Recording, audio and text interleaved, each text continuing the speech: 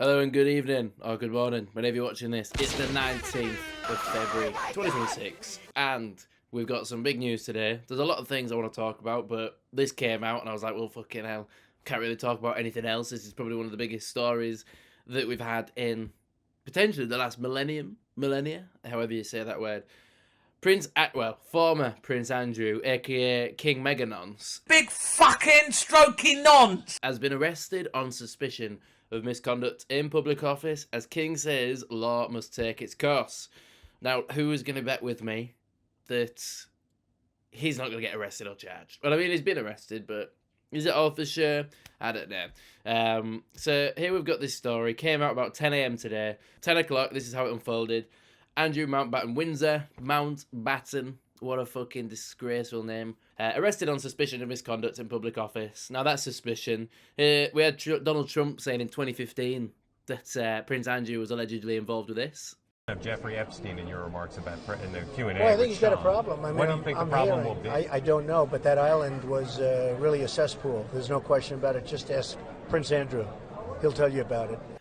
So, it's nothing really that's new, but the fact that he's been arrested for it is crazy. Apparently, it was on his 66th birthday, and there was 6 undercover cops that arrived at his Sandringham estate in Norfolk, which is just here, if you didn't know, which is in this part of the UK. Norfolk, is known for kiddie fiddlers. It's known for six-finger people, but clearly Prince Andrew was there. And it's a crazy fucking story, to be honest. This is the police statement in full as part of the investigation. And actually, I saw this bit earlier, and you can read it whilst I'm talking.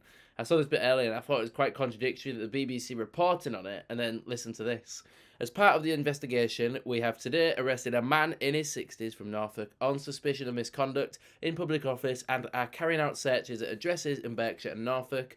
The man remains in police custody at this time. We will not be naming the arrested man as per national guidance. Please also remember that this case is now active, so care should be taken with any publication to avoid being in contempt of court.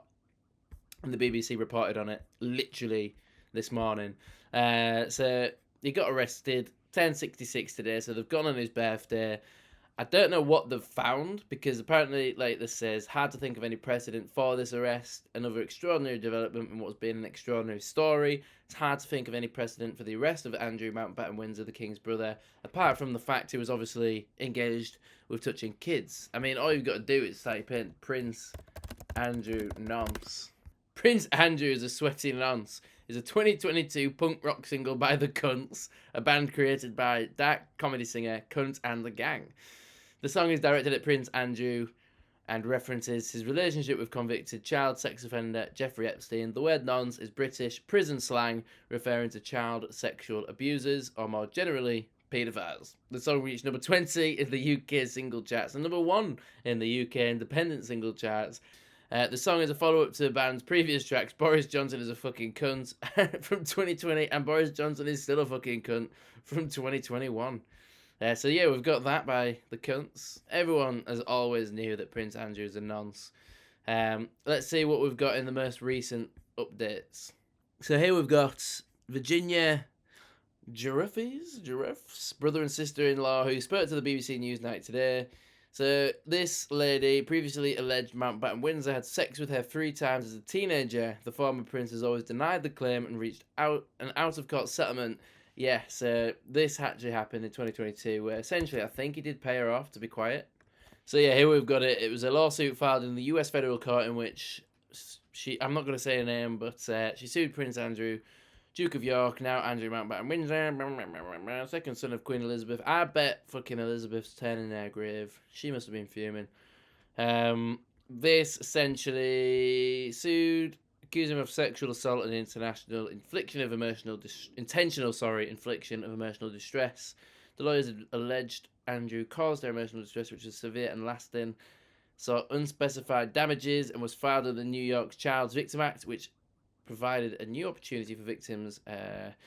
But yeah, they did try and get that dismissed. So essentially with that, she's obviously a big vocal person in terms of the allegations against Prince Andrew for what he did. And rightly so. Like, I don't think she'll be making something like that up. Andrew was reported to force that arrested him after BBC investigation.